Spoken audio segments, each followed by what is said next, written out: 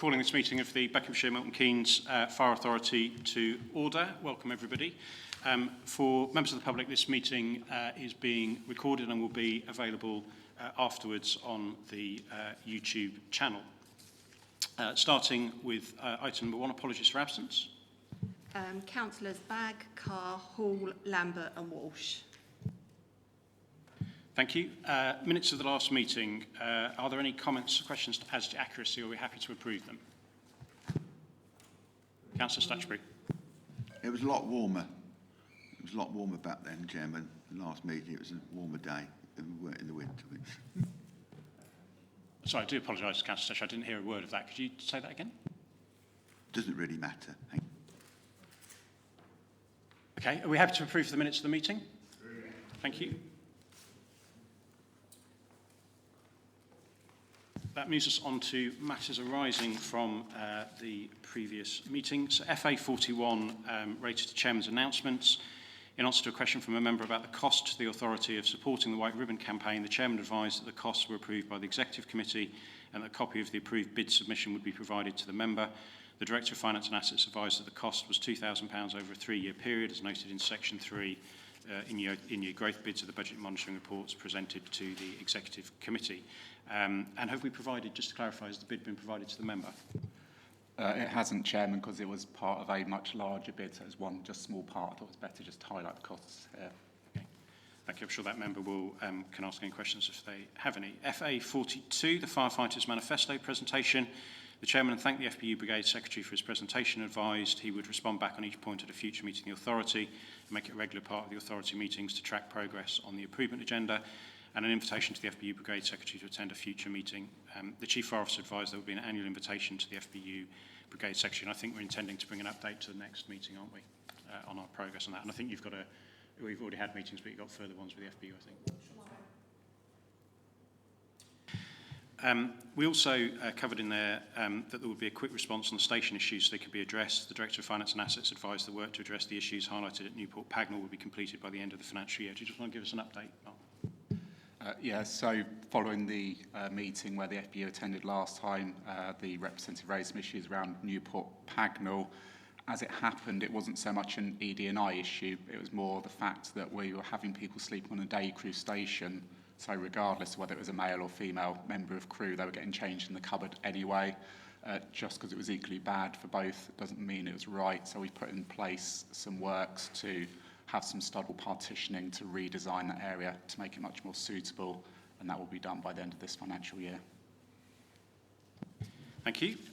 Moves us on to FA 44, Health, Safety and Wellbeing Annual Report 2022-23. Members agreed to the suggestion from the Deputy Chief Fire Officer that the Authority receive a presentation from the Welfare Officer at a future meeting on the support that was in place and the referral process. The Deputy Chief Fire Officer advised that a future date would be arranged. Have we done that yet? Yeah, it's easy. Great, thank you. FA 46, Operational Learning and Assurance, Progress Against Grenfell and Manchester Arena Inquiry Recommendations. The Chairman advised that he and the Chief Fire Officer were due to meet with all the local MPs over the next few weeks and asked if officers could provide a briefing paper of what was needed. This was in respect of responsible persons. The Head of Protection, Assurance and Development advised this has been done, and we indeed have been raising it with MPs as we've been meeting them. FA 48, HMI CFRS, BFRS 2023 Action Plan. The Chairman felt it would be helpful for members to have a station-by-station assessment of what the actions were. The Director of Finance and Assets advised that an audit of station facilities is being undertaken as part of the wider EDI staff engagement exercise during February to April, and a summary of the assessment and gap analysis will be presented to members as soon as possible in 2024-25. There is actually as well in the budget paper a profile on capital investment, isn't there, across the stations, so. FA 49, White Ribbon presentation. In answer to requests from members, it was advised that the video made by officers would be uploaded to the Authority's YouTube channel, and Democratic Services Officer advised that the video had been uploaded to the Fire Authority members Teams group, and this had been sent to all members. That's the matters arising. Are there any questions on the matters arising? No, thank you very much. That moves us on to disclosure of interests. I should just set out for members, given the agenda, that neither the setting of allowances for members nor setting the precept gives rise to a disclosable pecuniary interest. So are there any disclosable pecuniary interest members wish to raise? Seeing none, thank you very much. Moves us to Chairman's announcements. There's a hard copy of the Chairman's announcement in front of you that sets out the current state of the Whole Time 12, Cohort 12 campaign. So I won't read it all out because you can all read it. I don't know if there's anything you want to add to it, Anne? No, I think it kind of covers it there. I'm happy to answer any questions that anybody's got on that. Great, thank you. Any questions? Councillor McLean. More of a comment, Chair. I was delighted yesterday to go to the Only Pancake race, and the retained crew brought the very old engine out, but there are now 11 retained firefighters only. 3 years ago there were only 4, so I was absolutely delighted to pick that information up, so well done to everyone involved. And I should note that, because I'm an avid follower of your social media, I noted that you did try to recruit 2 PCSOs to the fire service as well, so well done for trying. Any other questions? Councillor Stutchbury. Yeah, I'm just interested, the 76 applications received, little detail around that, and I'm always interested in a behaviour workshop. I always think that's fun, and that could be intuitive and interesting to do. About the recruits, a little bit more detail around that, please, and what the behaviour workshop actually consisted of. Sorry, so what did you want about the recruits? It says applications received. 176. Yeah. So that's the actual amount. Sorry, can you hear me? Yeah. There we go. So we had 176 applications that were received in, and then obviously we go through a sifting process to kind of go down to the applicants that are shortlisted, and then there's various different processes, so I can kind of go through in a future meeting what that kind of looks like, or we can speak afterwards about all the kind of the different areas. What we do is we run reports on a regular basis about the protected characteristics for the applicants, and we look at the dropout rates, their protected characteristics when they join, and going through all of the different stages, and then that feeds into the work that we do to see if there's any areas of the recruitment that we need to change. So, for example, this time we haven't got a bleep test because it can be seen as a discriminatory. We've put fixed ladders in place at 3 different stations because that could be seen as discriminatory. So every time we run a campaign, we look to improve it kind of for the next one. The other thing was the invite to a behaviour workshop. As I say, I would love behaviour, so I was interested in that. It triggered me. I wanted to know quite what that entailed. So, I mean, the behaviour workshops is run by my team. What they do is there's various different exercises that are carried out there. So what we do is we look at how they work together as a team, how they're kind of scored against the different behaviours in various different exercises. Because obviously you can kind of train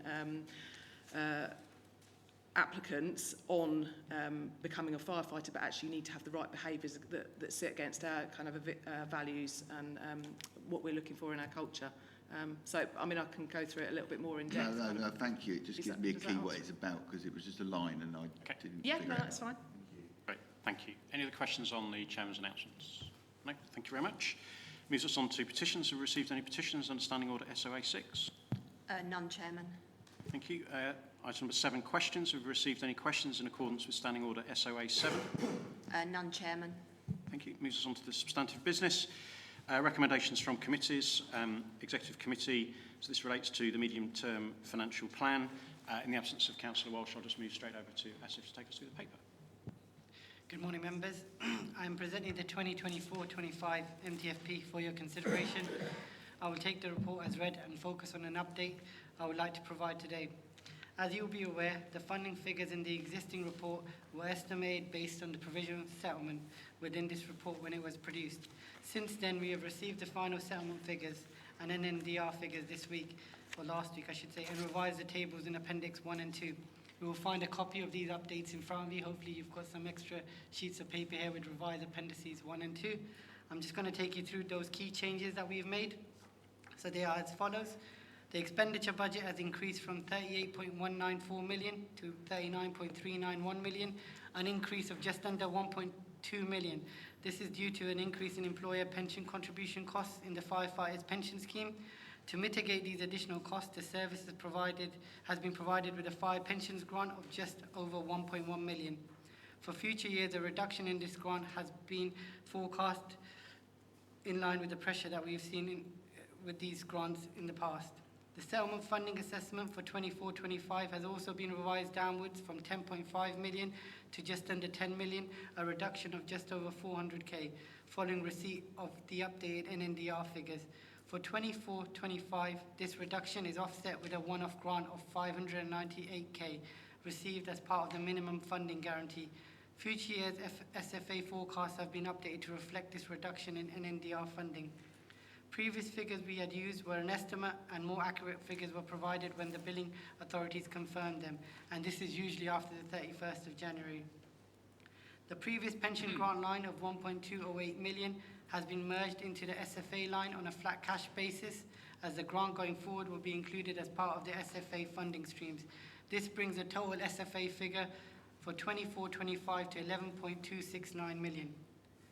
Additional surpluses we've seen are within the council tax surplus figure, which has now been revised upwards by 7k from 94k to 101k, as the billing authorities had revised their projections. The services grant allocation has also improved slightly by 3k once the final settlement figures were published. Taking into account all these changes, the revenue contribution to capital budget in Appendix 1A and 1B for 2024-25 to 2028-29 has been revised in order to balance the budget. Total usable reserves at the end of 2028-29 are now forecast to be just under 8 million. This is a reduction of just over 2 million from the papers that you were previously presented with. Going on to the next page, that kind of gives you an overview of what our MTFP looks like over the next 5 years and the numbers. What I really want to bring your attention to is the graph on the final page, which is a revised reserves forecast. I need to stress at this point that the assumptions we've made are really prudent. One of the assumptions is that we're not going to be receiving a USAR grant from next year onwards. That in itself totals to just over £800,000. If we were to continue to receive that, that would get factored in. We're also assuming a reduction in our pensions grant. So what I've tried to do in this graph is to show you the green line is where we are currently projecting our reserves to be at the end of 28-29. However, if we were to receive the USAR grant and additional pension funding, then you'd expect our reserves to be in the region of around £12 million, which is the purple line. So I guess what I'm trying to say is, due to the prudent nature of how we've done our calculations, we anticipate our reserves to be between the green and the purple line. Where it's going to sit will all depend on what the future funding allocations will be. Happy to take any questions at that point. Thank you. Any questions from members? Councillor Stutchbury. Yeah, and thank you for the report. I'm minded when I read the report that it cites decisions taken in 2015, strikes over the long-term borrowings and whatever. You know, it was in Councillor Walsh's report. So I thought I'd go and have a look at old papers, and as you do, as you look at these things.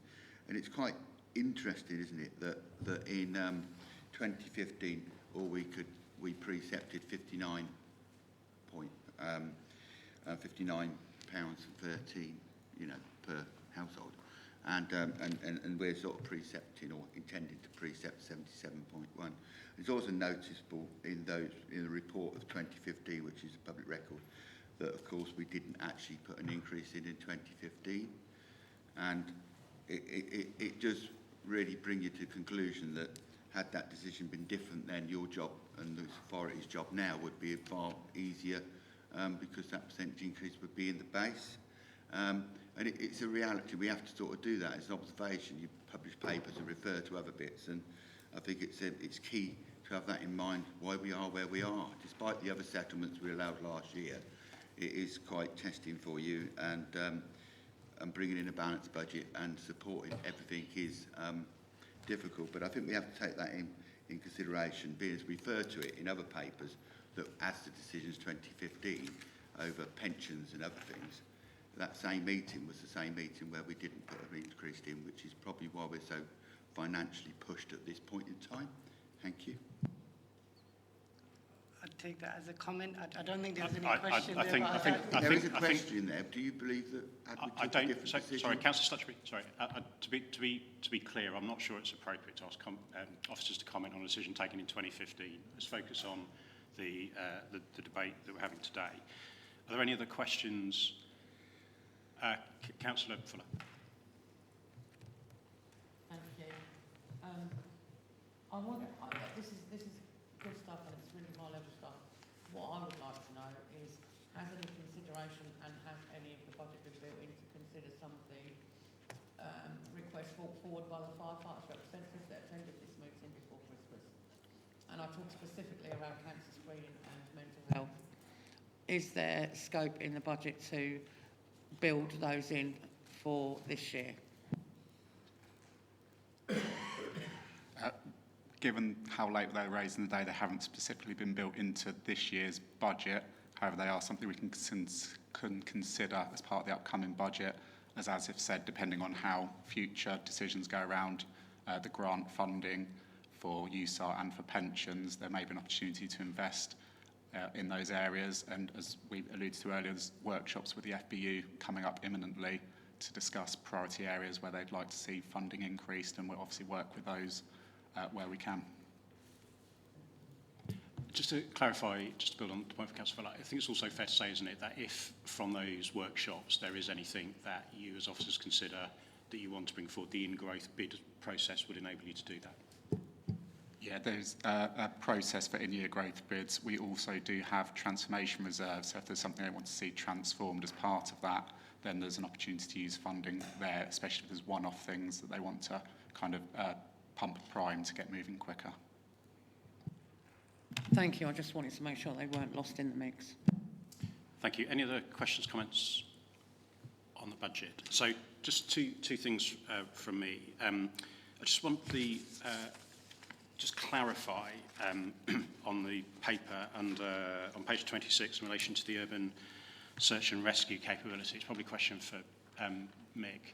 So when it says that the funding will end in March 2025, it's my recollection that that isn't specifically Buckinghamshire, that is the funding for all urban search and rescue teams, and that he was at the time, but he's still, sorry, the Home Office Police and Fire Minister said that he would be putting in a submission to the public spending round for all teams to be retained.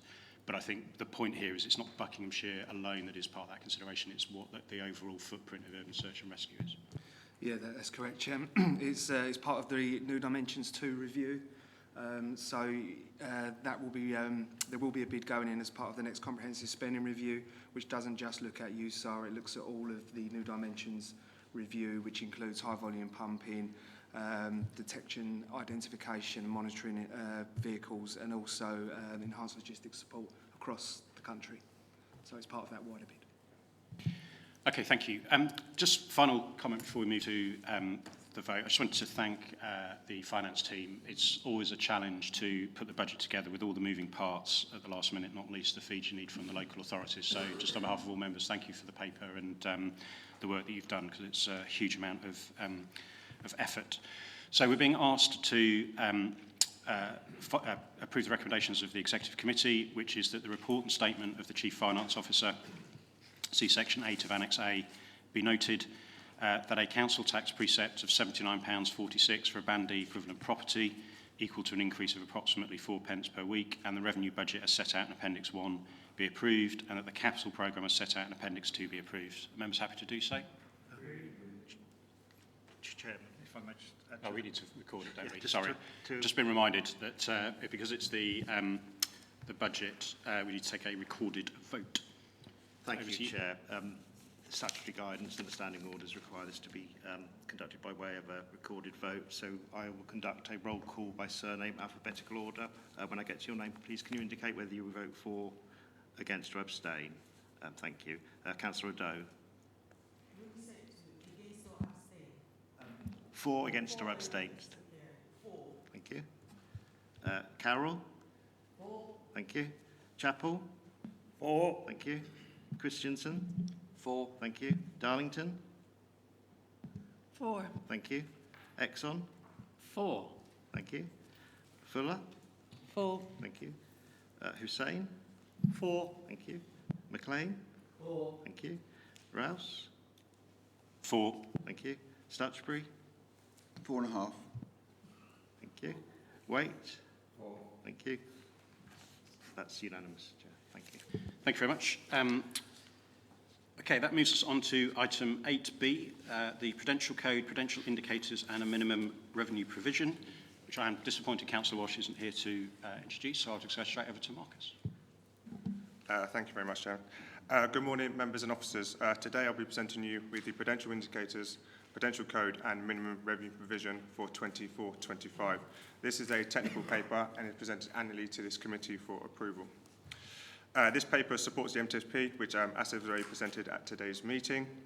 The Prudential Code is established to ensure that capital investments are affordable, prudent and sustainable, and that the Treasury management decisions are taken in accordance with good professional practice. The prudential indicators presented here demonstrate that the current plans for capital investments meet this criteria and presented an acceptable level of risk for the authority. The minimum revenue provision is a statutory charge to the general fund, so the revenue budget, which means that the authority has sufficient cash balances to repay borrowing when due, which reduces the refinancing risk. Since 15/16, there has been sufficient funds set aside to cover repayment of long-term borrowing, and this can be seen in the background papers.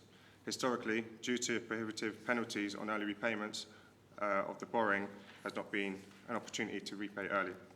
However, due to the recent rises in interest rates, during 23-24, the authority took the opportunity to repay a loan early, and this totalled 627,000, and we achieved a discount of 47,000. The overall debt is low compared to other fire and rescue services, and this could be seen in the chart on page 47 of your pack. According to the MTFP, there are no plans for additional borrowing throughout the medium term. Thank you, and happy to take any questions. Thank you very much. Councillor Stutchbury. Yeah, just to the report's interesting, but just to be clear, I'm believing that we repaid the loan because it was at a higher interest rate than what the current rate is, because borrowing money is getting more expensive going forward. And I seek assurance that, through you and the chair, that we do not see.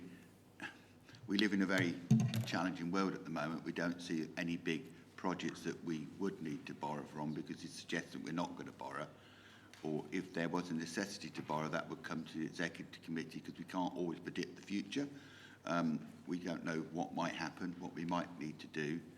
And it looks like we're not borrowing going forward, which suggests that our ambitions aren't as high as they were before, or our ambitions settled.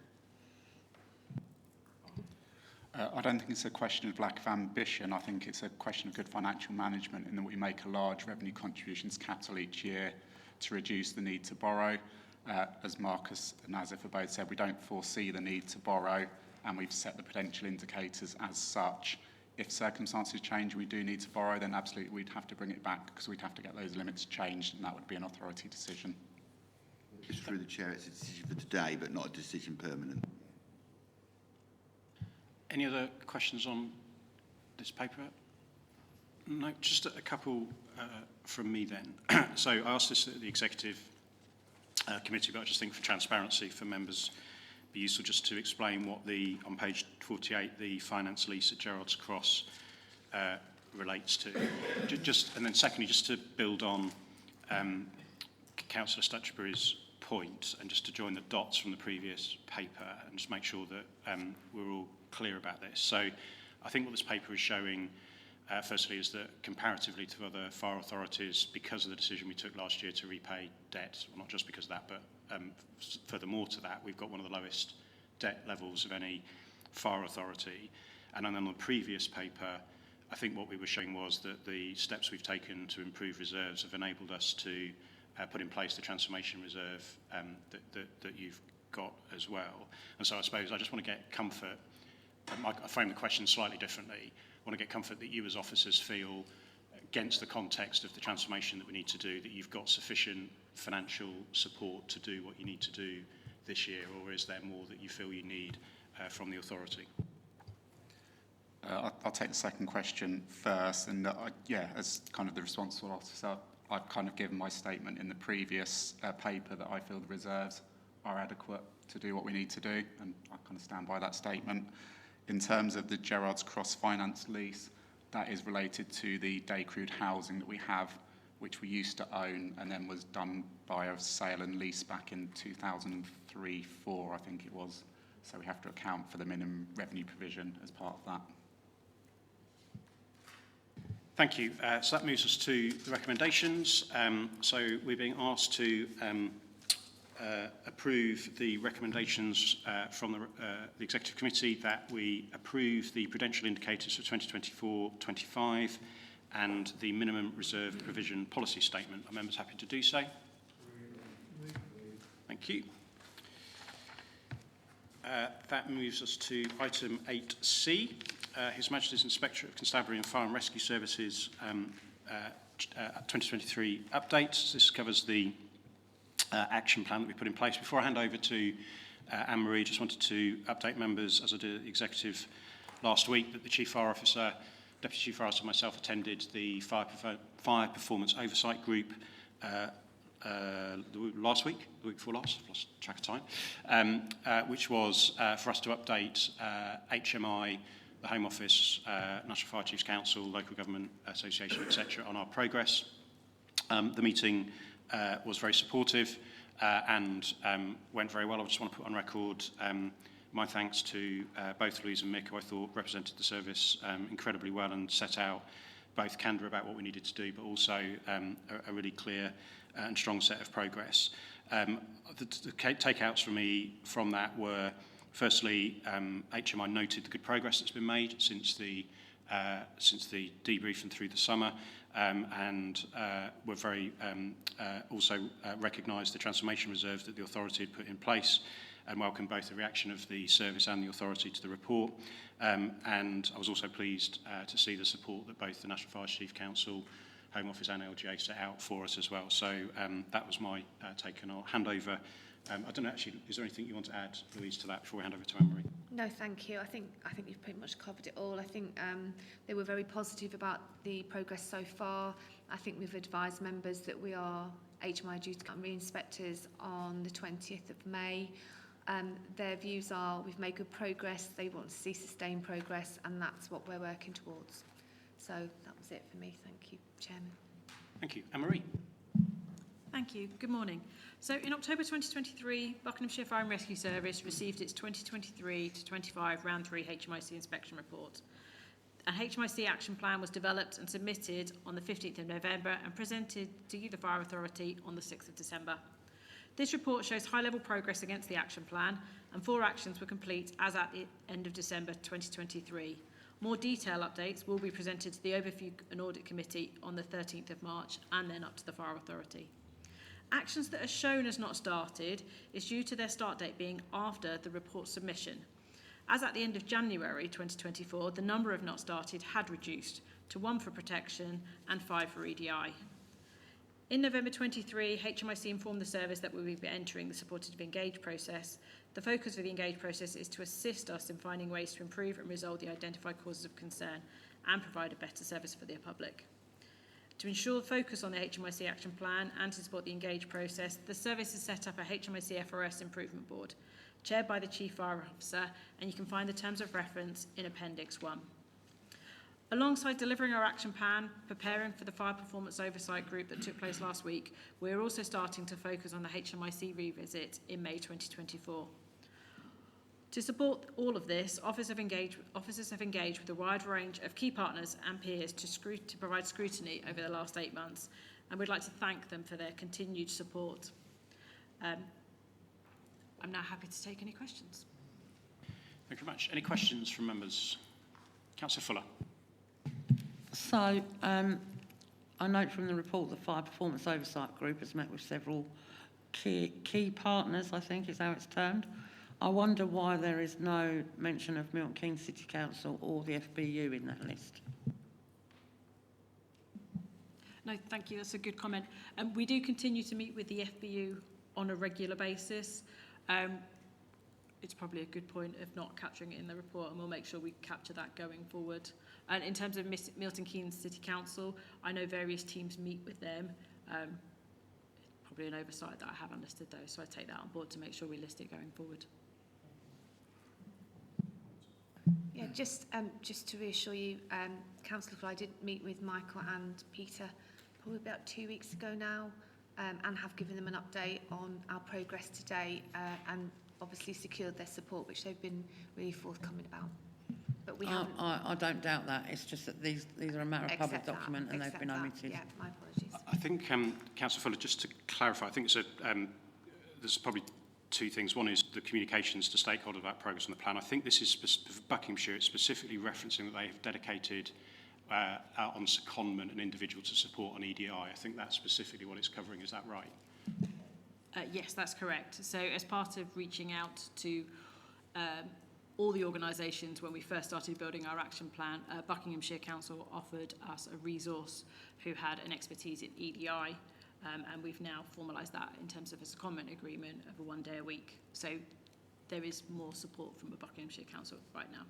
So I think probably just to capture Councillors for the point, perhaps on future updates, if we can just update on who we've communicated to in terms of the plan and engaged with, just so we make sure we cover all stakeholders. I think that'd be good. Councillor Donington. I'm glad we'll include Milton Keynes Council because it has a very good record on EDI actually, and not least with some of the very important initiatives it's done on white ribbon, menopause, and many other issues about adapting the workplace so that it's an inclusive environment for everybody. So please do. I don't know if that request went out to Milton Keynes Council about providing support on EDI, but definitely if you're having any issues engaging with the right person, please let me know. And I'm very happy to share some of our best practice at the Council on these issues, which I think will be an interesting addition to the mix. I just wanted to raise the Improvement Board terms of reference. And again, I see that the Improvement Board is lacking in getting frontline voices into it. So I wanted to understand how we're engaging the union that represents the frontline voices, as well as teams that are actually out there to co-design and co-produce the solutions that we need in order to deal with the issues raised in the HMI report. Yeah, thank you. So FBU do have a standing invitation, but they weren't put down as members in terms of having to be there at every meeting. We were really lucky to have Chris at the last meeting, and I've met him since, and he's really happy with the direction of travel. We do ensure that that meeting is open, so there is a standing invitation to anybody here if they wanted to dial in. But equally, what we do need to do, which we haven't done because of the collapsing time frame with FPOG, is get the right process in terms of updating yourselves on progress after the Improvement Board. So we've reconfigured the dates now because we've got FPOG over and we've got a little bit of time before the next inspection. Those meetings won't be every week, they'll probably be every 3 weeks or 4 weeks, I think. But after those meetings, we will get a briefing note out to everybody to make sure you're updated and you can see who's dropped into those meetings as well. Yeah. And just to reassure you, Councillor Darlington, beneath the Improvement Board, there is also a tactical board, and at that tactical board, we engage with members of staff across all aspects as well. So there is another opportunity for us, and from that, I then report back up to the Improvement Board from the tactical board as well.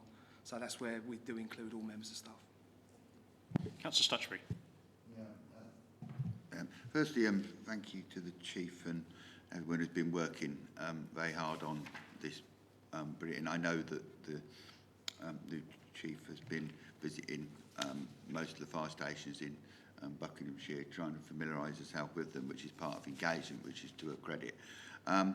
What I do wish to understand is that when this report will probably go to committees, but then will come to the Audit Committee, taking on board the comments made and the requests made that when that report comes to the Audit Committee, we have time now to include those sections to do with the FBU, to do with the engagement with Milton Keynes Council, because we are I looked at the terms of when it was set out, it was called a combined authority once. I was just looking back at paperwork the other night, and I think that it should be a combined authority in the sense it's two unitaries. So I hope that that will be the case, and then we can do some granular questioning of the detail of it, which I don't think today is the right occasion, but I do think we do need to, as members, question the detail of the press report. And I don't think that's appropriate today, but I think that's what we could do in the audit committee and whatever. And I just seek assurances that that will be in that report, because it was a good point made, and we are all partners in the journey to try and improve. And if one person is included, you haven't got a partner. Thank you. Yes, we will make sure that the Overview and Audit Committee does note any updates we've had with the wider partners. And also you will have an action plan with a step-by-step detail and an update by each action for the Overview and Audit Committee. Thank you. Any other questions from members? No, in which case we're being asked to note the report. We're happy to do so. Thank you. Moves us on to item 8D, performance management. So this is our regular performance management update. I'll just hand straight over to Mark, who I think is going to introduce it. Thank you, Chairman. So this is the Q2 performance management report for the service. We have, as part of it, highlighted two good news stories, which are on pages 70 and 71 of your packs. The first one is the number of accidental dwelling fires, and the continued focus on prevention activity and looking at those most at risk has reduced the accidental dwelling fires number to an all-time low. This has also meant the number of injuries and accidental dwelling fires has also reduced. The other good news story is around fire safety audits. So the new protection strategy provides the framework for planned activity with a key focus on high-risk targeting. The revised risk-based inspection programme has identified an audit schedule very high and high-risk premises, which will require a significant increase in planned audit activity. As you'll see, a New Year target has been set, which is a stretch target we're working towards achieving. Just to highlight a few other items that were discussed at the Executive Committee when this report was presented. Appraisals and objective setting completion, which you can see on page 104 of your pack.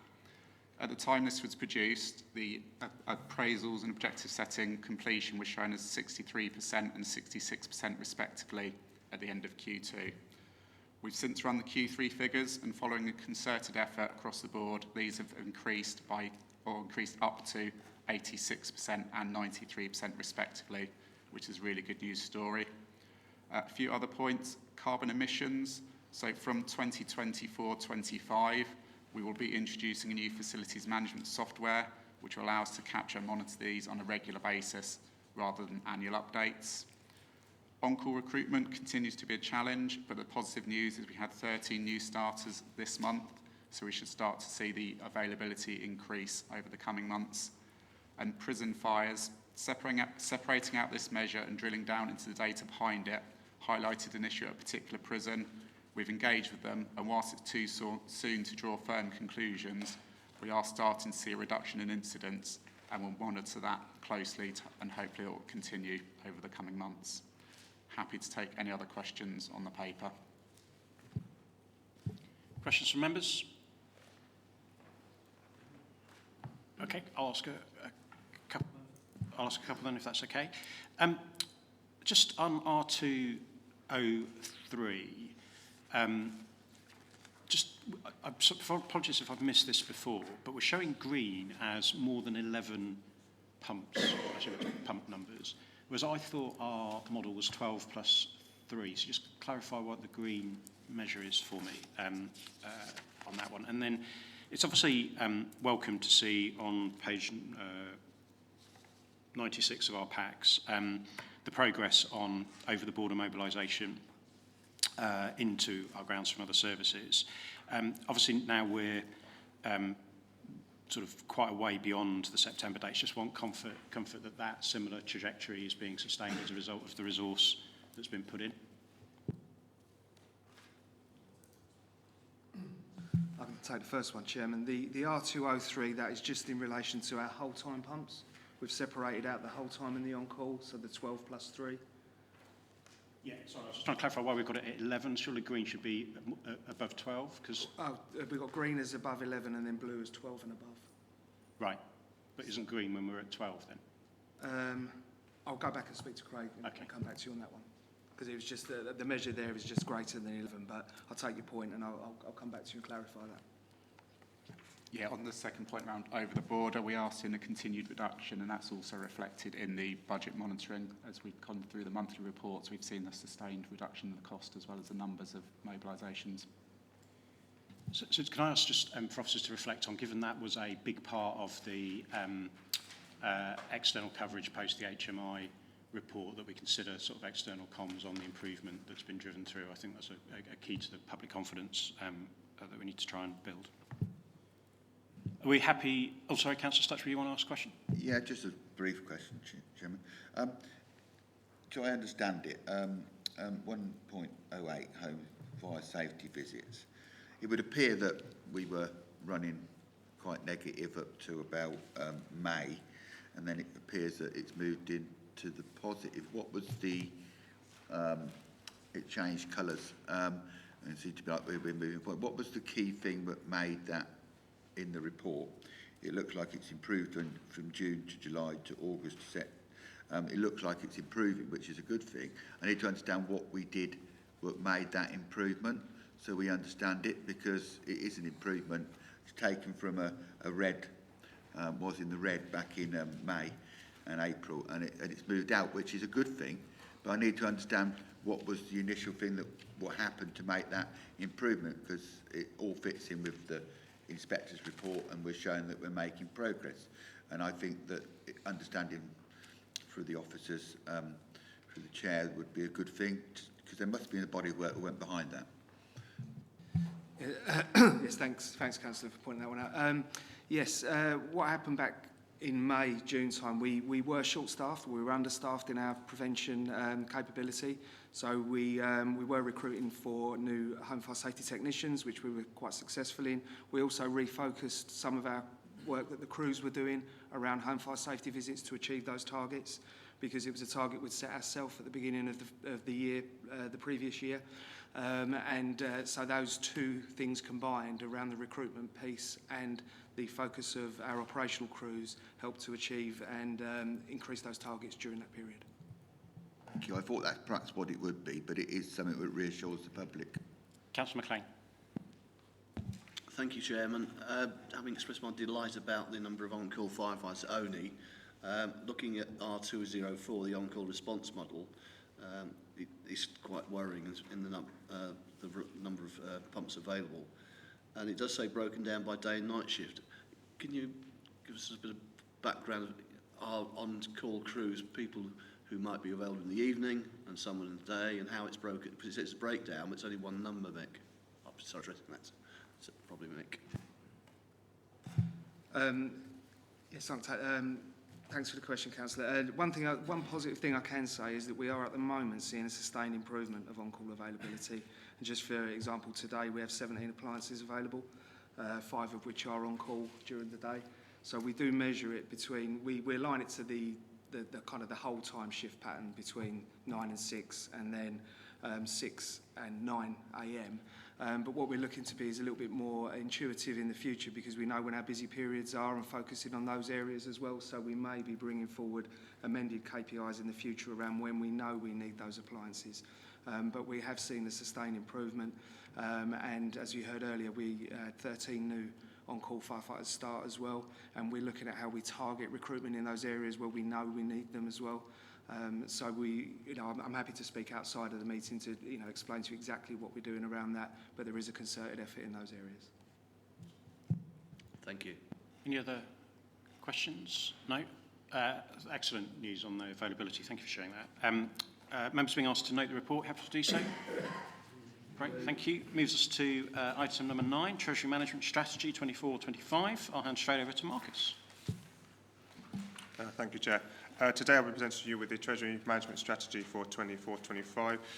This paper also supports the MTFP, which ASTA is presenting today.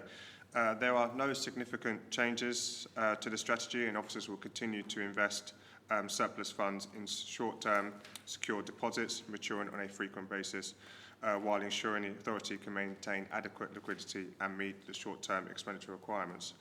The strategy itself includes a Treasury Management Policy Statement, a Treasury Strategy Statement, an Annual Investment Strategy, a counterparty list, prospects for interest rates, and a credit rating definitions. I'll just talk about the authority's borrowing and investment position, and then speak about the interest projections for 24-25. In terms of current borrowing position, during 23-24, we repaid a loan, which I mentioned earlier, and we also have another loan, which is due to be paid towards the end of March for £1 million, and funds have been set aside already to repay that. Therefore, at the start of 24-25, the borrowing position will be at 4.55 million, maturing between 2 and 28 years, with annual interest payable of 214k. These loans don't directly impact the revenue budgets, and funds have already been set aside to pay these when they are due. In terms of the investment position, as at the 31st of December 2023, the authority had nearly 20 million invested in various UK banks, building societies, money market funds, and current accounts. By the end of 23-24, this is likely to be around 13 million, plus money market funds and current accounts, so approximately 17 million. In terms of interest rates, the Bank of England's Monetary Policy Committee has voted to increase the base rate or the interest rate at 14 of the last 18 meetings, with the last 4 meetings having no increase.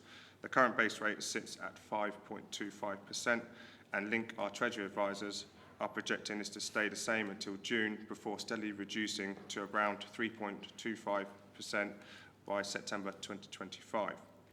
The authority has been able to benefit from these increases in the interest rates, and projections for 23-24 are exceeding £900,000, which is £550,000 higher than the budget set for the year. This additional income has enabled the service to run two in-year growth bid budget challenges, approving spends of up to £523,000, which is really good. For 24-25, the interest income budget has doubled to £700,000 as part of the MTFP, which is very achievable, and again allows the service to have additional funds to support the expenditure shown in the MTFP. During 24-25, officers will continue to monitor the Treasury management performance, and this will be reported to the Overview and Audit Committee. Thank you, and happy to take any questions. Any questions from members? Councillor Stutchbury. Would it be possible, when that report comes through the chair, to bring through the real terms value of the money? Because the figures state what they are, but the value of the pound isn't what the value of the pound once was, and we need to understand what it is, because the actual money isn't as large as it sounds in the figures. Because we need to understand, has it gone down in real value? So £40 million might be £40 million, but it's not worth what it was. And would it be possible to just have some benchmarking against similar organisations, authorities, how they're benchmarking their treasury thing, to see how we compare to statistical neighbours, just to see where it is? Because if the money isn't worth what it was, the figures are what they are, and I do believe the pound's not worth what it was a few while ago. So it does make a difference in what we can purchase and what that value is. I think it's a reasonable thing to ask, and I don't know if that's possible. Who's taking that? Yeah, so in terms of the real terms value of money, I'm not quite sure what period you want me to compare with what period. I think it's reasonable to do over the past sort of 5 years. I think any further than that's probably ridiculous. And I think to see how our statistical similar people do it, it's always good to do a comparison. Are we performing against our similar people in similar positions, so that we can actually compare that actually our treasury management is as good as theirs or as bad as theirs, and so on. I don't think that's unreasonable to do a comparison. Okay, when we next bring something to the Overview and Audit Committee, we'll have a look at, over the past 5 years, the impact of inflation on the value of our investments. I think that's what you're trying to ask, is it? Yeah, I think that's when I said the value of the pound, it just get affected by inflation. You can see it when you go shopping. Yeah, okay, we'll do that for the next report to the Overview and Audit Committee, and I think Marcus was going to pick up the benchmarking point. Yeah, thanks for the question on the benchmarking. So we're part of our contract we have with Link Asset Group. We are part of a benchmarking group, which I think is about 12 to 14 different other councils. The majority are councils. So in terms of our portfolio, we're quite small in terms of theirs, and then we're on a much larger scale. But I can look at that in terms of how we do our investment strategy compared to theirs. So I can give you something like that. That's fine. Yeah. Thank you very much. Thank you. Any other questions? No. In which case, members are being asked to approve the Treasury Management Policy Statement, Treasury Management Strategy Statement and the Annual Investment Strategy for 24-25. We're happy to do so. Thank you very much. Moves us on to item number 10, Pay Policy Principles and Statement 24-25. Councillor O'Day. Do you want to introduce it? Thank you very much, Chair.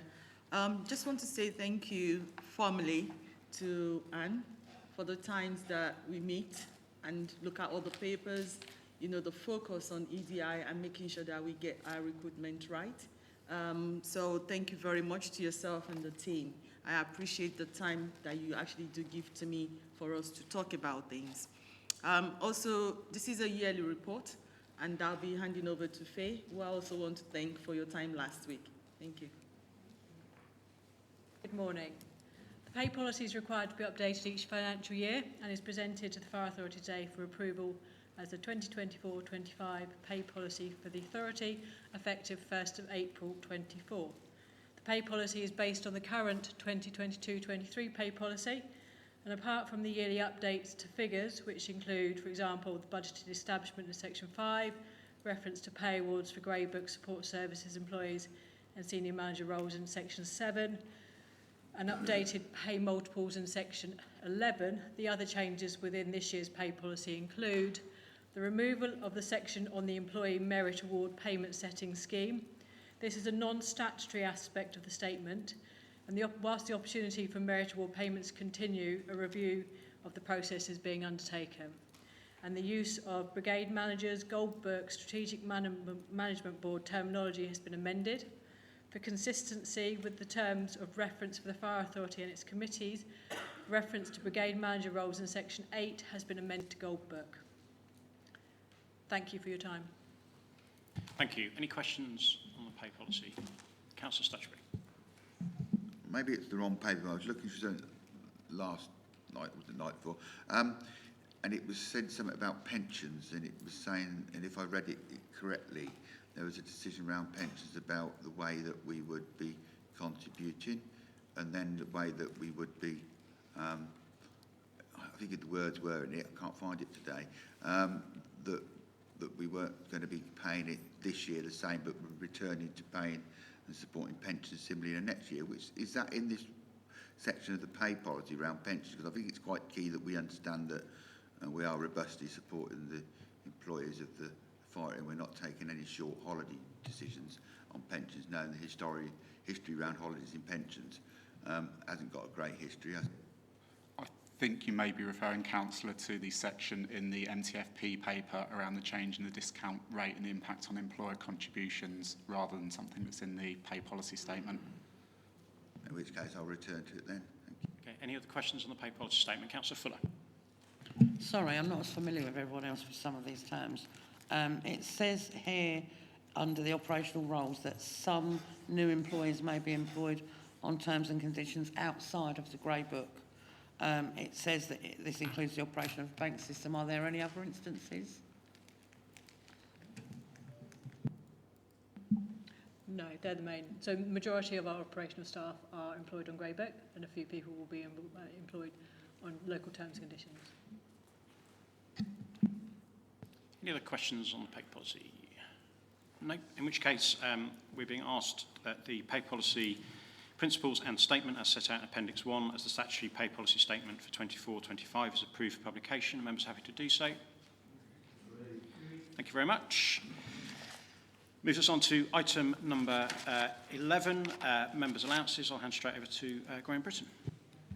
Thank you, Chairman and members. The proposed scheme of allowances for 24-25 is set out in Appendix 1, which is at pages 159 to 171 of your agenda packs.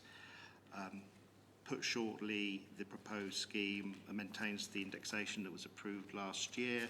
The authority has a wide discretion in what steps to take when it adopts its scheme of allowances. This report and the appendix meets all the statutory requirements. Nothing further to add, Chair. Thank you. Any questions, comments on this? No, in which case we're being asked to recommend that the scheme for members' allowances for 24-25 be approved. Are members happy to do so? Thank you. Moves us on to item number 12, automatic fire alarm mobilising policy review. This is a paper that sets out an approach to automatic fire alarms. I'm going to hand over to Paul Skanes, who's going to introduce it. Paul, over to you. Thank you, Chairman, members. This automatic fire alarm mobilising policy review paper has been brought here today to seek the following recommendations be approved. The commencement of an automatic fire alarm mobilising policy review, this to include a 6-month pilot trial during Q1 to Q3 of 2024. It be noted that the pilot trial will be a trial of one of the suite of options A to E presented in the paper. The Chief Fire Officer be delegated the authority which option to pilot. It be noted that the data obtained through the pilot trial period will be used to inform proposals for the authority's 2025 to 2030 Community Risk Management Plan, CRMP. Just to provide a little bit of background to this as well. So the current authority's public safety plan, which came into effect from the 1st of April 2020, included the following. We may change how we mobilise to incidents, the capabilities we use and where we mobilise from. Specifically, we will review our approach to attending reports of automatic fire alarm systems operating. If the outcome of the review recommends significant changes to our current policy, we will consult with the affected stakeholders before making any decisions. At the time of the PSP publication, Buckinghamshire Fire and Rescue Service was one of only 2 fire and rescue services that routinely attended such reports, which were predominantly found to be false alarms. The perceived benefit from reviewing this policy was primarily to free up capacity to deal with an increase in higher risk incident types. However, since publication of the PSP, further potential benefits have been identified, which include, but are not limited to, improved utilisation of work time for activities such as prevention, protection and training, reduced inherent road risk from fewer blue light appliance movements, reduced costs and environmental impacts through fewer appliance movements, and reduced use of over-the-border appliances, as well as applying more efficient and effective business rules within the joint Thames Valley Fire Control Service. The 2023-25 HMIC FRS inspection report also stated in one of its areas for improvement, the service should review its response to false alarms to ensure that protection and operational resources are used effectively. The HMIC FRS report also stated the service isn't taking action to reduce the burden of false alarms. The service is taking only a limited action to reduce the number of false alarms that it responds to. It hasn't reviewed its policy since our last inspection and continues to respond to all false alarm calls it receives. To help facilitate this project and to effectively evaluate future proposals, a pilot period to obtain sufficient data for assessment would be beneficial in the future decision making to consider a long-term solution to the identified risk. Therefore, approval is being sought to run a 6-month pilot. Not mobilising to AFAs at medium and low-risk premises could reduce the number of AFAs in non-domestic properties by as much as 80%. We have appointed tactical and strategic leads in each service, and officers have been working closely with colleagues in Oxfordshire Fire and Rescue Service and Royal Berkshire Fire and Rescue Service to identify opportunities and develop an aligned proposal for consideration as a collaborative Thames Valley AFA mobilising policy. An agreed position has been reached across the 3 services in relation to the categorising premises by low, medium or high risk, and a range of options for amending the mobilising policy have also been developed in collaboration and for consideration by respective authorities. Just a bit about risk management. So high-risk buildings, there are no changes are proposed for high-risk buildings. For these buildings, a fire appliance would still be sent to an AFA activating. High-risk buildings are those that specifically house vulnerable people or provide sleeping accommodation for people, or they represent a critical community asset that would be locally, nationally or internationally damaged if lost or seriously damaged by fire. High-risk buildings are also those that might pose a significant risk to firefighter or community safety or to the safety of animals and the environment. So the options, please note that the anticipated false alarm reductions in the paper are based on Oxfordshire Fire and Rescue statistics, so are for illustrative purposes only and offer a good indication on the reduction of attendances. So for consultation and communication, the project will consider the appropriate levels of business engagement to ensure local businesses, stakeholders are aware of the pilot period, are then able to feed into the consultation process. Thank you, and I'll take any questions. Thank you. Any questions on this paper? Councillor Darlington. So thank you so much for the paper. I think my concern stems from the fact that this means that we're going to be lowering our response rate, essentially, to certain premises, if I'm reading this right and understanding your explanation. So to fire alarms. For me, that's quite a risk to lives and other things. And I just wanted you to explain a little bit further about how it's working in Oxfordshire, and have they had any further incidents of property damage or deaths as a result of a policy like this? Thank you for the question. I'll just have to probably point out that we, on the writing of the PSP, the current PSP that we're under at the moment, we were one of only 2 fire and rescue services that were still having a full attendance to automatic fire alarms. We now believe we're the only one left because Scotland went across in August last year as well. We do sort of monitor that risk across the other services, and there is, in fairness, some risk to not mobilising to an automatic fire alarm. But this you have to balance against the productivity of our staff attending that, and we can then relocate our resources to more productive manners, as we just said, around prevention, also protection and training. So we're not actually going to be stepping away from talking to sort of businesses. We just have to do it in a different way. Thank you. Councillor Stutchbury. Well, firstly, thank you for the time and effort you put into the report. It's important that we thank you for the time that you do.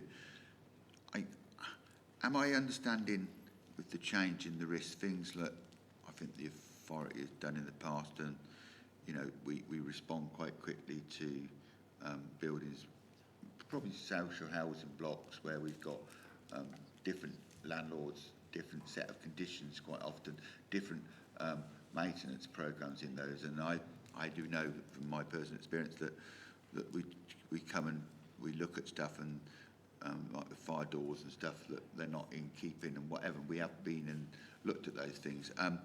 There's one of the things the fire authority does really very well in the sense that it can be a stick to make sure things happen, or a bar.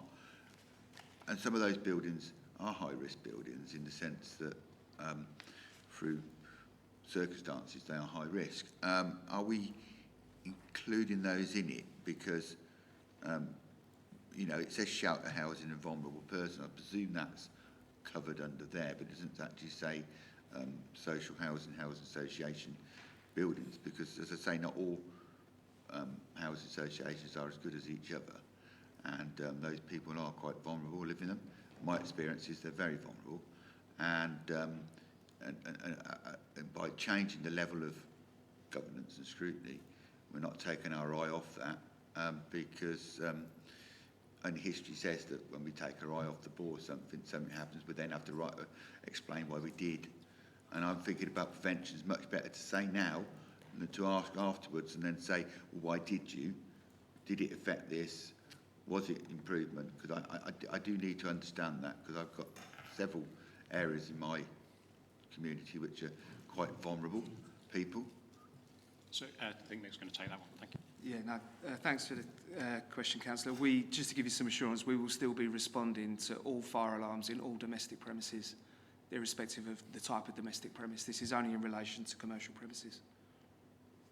Thank you very much. I'm in my personal instances when you've responded in my own community. I've been around when it's happened, and I think you've been excellent and reassured the people and done whatever, and I've been around when it's happened because they phoned me up to come and see.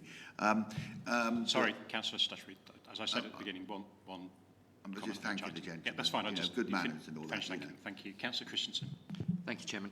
I support the proposed change in policy. It's a more related question around housing associations. I've had quite a few issues with some housing associations in my ward where their duty of care, particularly around maintenance of fire alarms, has been poor. What work do we do with housing associations to address false alarms specifically and their need to maintain their premises correctly? So that, Councillor, probably falls more into the protection world.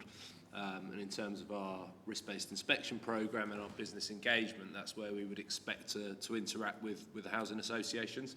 That does happen, and I know the teams do that work.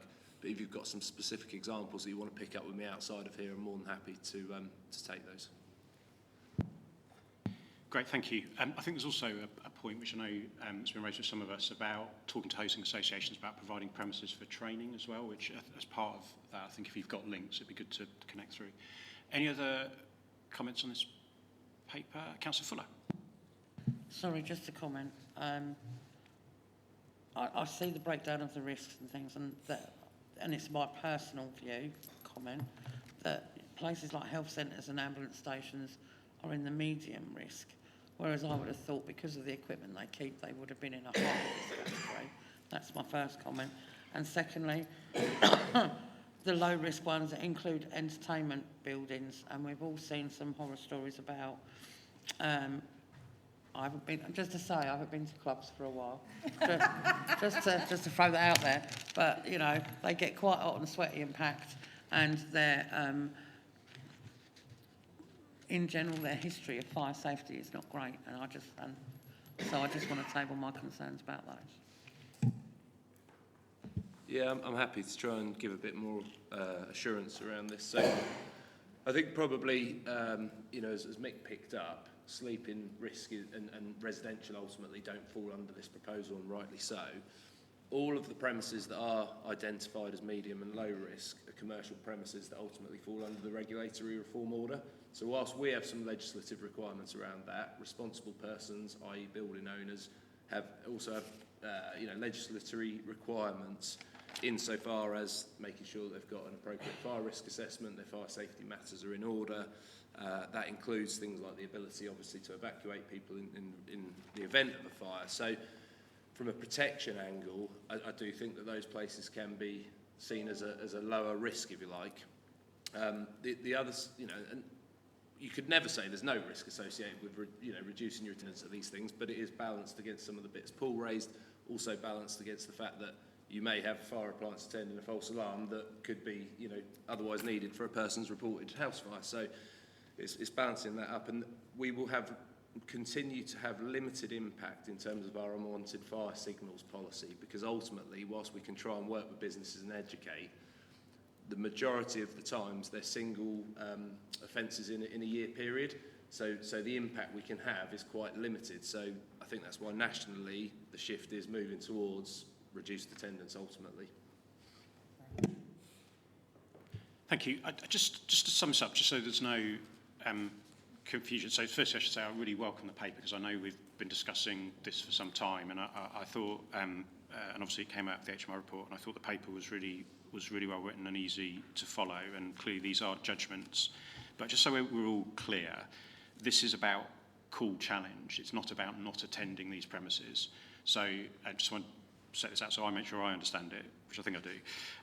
So what we're effectively saying is that, and the judgment will sit with the Chief Fire Officer as to which of the options you progress, but where it is an automatic fire alarm and it falls into one of the categories where you're not attending, that is only on the trigger of an automatic fire alarm if you have confirmation of fire, or there is, it says here, consider more than one smoke detector activating, visible flame, smoke or smell. So if, for example, you get an automatic fire alarm and somebody phones up and says there is a fire, you will still attend. And I just think, so there's no confusion, can just set out again for everybody really clearly what we're saying here.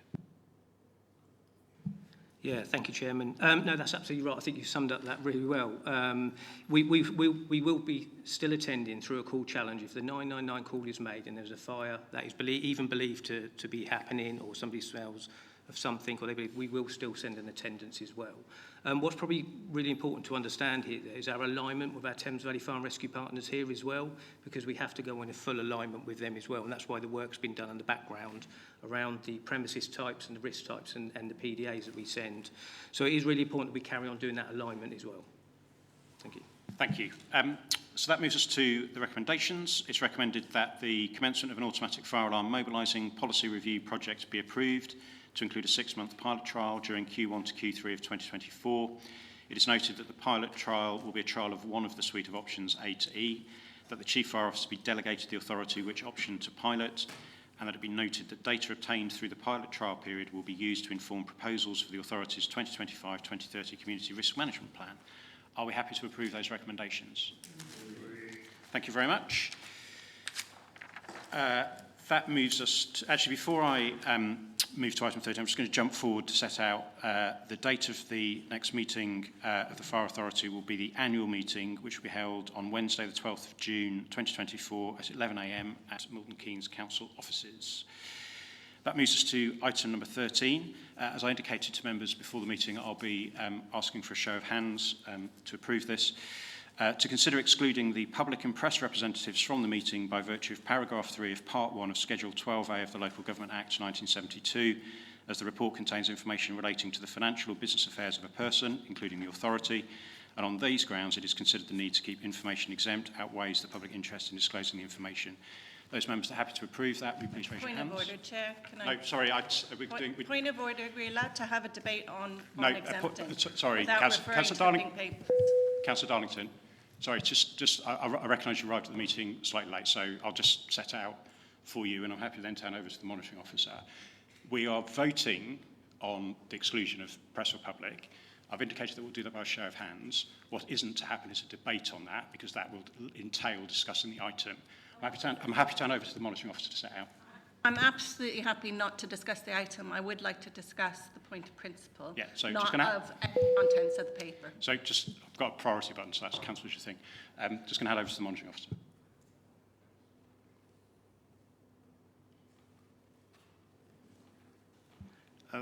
I think we should hear the point of order on a point of principle before, without straying into the substance of the paper, because I think it's important not to conflate the issue about whether there is sensitive information in it with what the proposals are.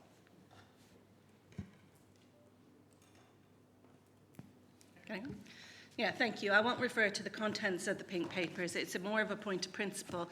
The LGA sets out that we have to conduct all our affairs as transparently and openly as possible. When I was told about this, I presented a proposal of how some of it could be open. I think something which I thought had been agreed in group leaders, but clearly has resulted in not being. I do think it's important that we retain the right to have some stuff on pink papers, and it's very clearly set out what we should do. For my view, the actual front part of the proposal, which I will not mention, is something that is of such significance that it should be open to scrutiny by the press and the public. Thank you. I'll just set out for the public that members, so initially group leaders and then members received a detailed explanation from the monitoring officer and legal officer yesterday setting out why this item was proposed for exempt session. And I think it is important to be clear that that is a decision of the monitoring officer. It is not a decision that any member has been involved in. I don't know if there's anything you want to add to that. I think we can note Councillor Darlington's observations about the presumption of transparency, but there are occasions where it is important to discuss operational and sensitive matters without the public being present. And I think that's the comment that Councillor Darlington wished to be heard, that as a point of principle, that I don't think there's any argument about the principle, Chair. Thank you. So just to Councillor Christensen. Thank you, Chairman. Just to echo Councillor Darwin's comments, but I do fully accept the advice we've been given from the monitoring officer, but I do think it's important point of principle that there are occasionally matters of public interest where members should be able to override the monitoring officer to say that they are of more importance because they should be in the public realm. Thank you. And I think, again, without getting into the detail of the advice you provided to members yesterday, I think you set out that clearly it is for members, as we take a vote on whether to move into this, to exercise that judgment, but that we also need to have regard to the appropriate part of the Code of Conduct about officer advice. Is that? That's correct, Chairman. So I think all members of... Is it... Again, it's really important that we stick to the principle. So, Councillor Stutchman. Obviously, we've all had a paper from the monitoring officer. I'm not going to enter any of that. This is the points raised. What is the standard process when within this authority, when a discussion has been taken, the timing of those discussions thereafter being decided when they become public or not? It's a point of information. It's not a point about the subject. I need to understand at what point that discussion, obviously we're going to move into confidential, we're going to vote on that, at what point that discussion then becomes a public record, because it will be a discussion of the actualities, not what we're going to mention what the actualities are. I think I need to understand at what point that would become public. That's a very fair question, Chairman, and the balance of the public interest in disclosing or exempting the information. It's a dynamic exercise and it is time-bound. So it's a little bit like how long is a piece of string, but if certain decisions are made today, then certain other actions may follow. And I think it was set out in the advice to group leaders that these papers should be considered exempt and confidential until notified otherwise. So there will be actions that follow from this meeting that officers will take, and members will be appraised of any developments that will change the sensitivity and confidentiality of these papers. Okay, so I'll reread the notice. To consider excluding the public and press representatives from the meeting by virtue of paragraph 3 of part 1 of Schedule 12A of the Local Government Act 1972, as the report contains information relating to the financial or business affairs of a person, including the authority, and on these grounds it is considered the need to keep information exempt outweighs the public interest in disclosing the information. Those members that are happy to exclude the press and public, will you please raise your hands? Those members that are against?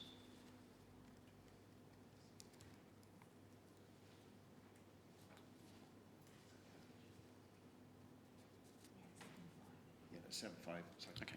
That's carried, Chair. Thank you very much. Okay.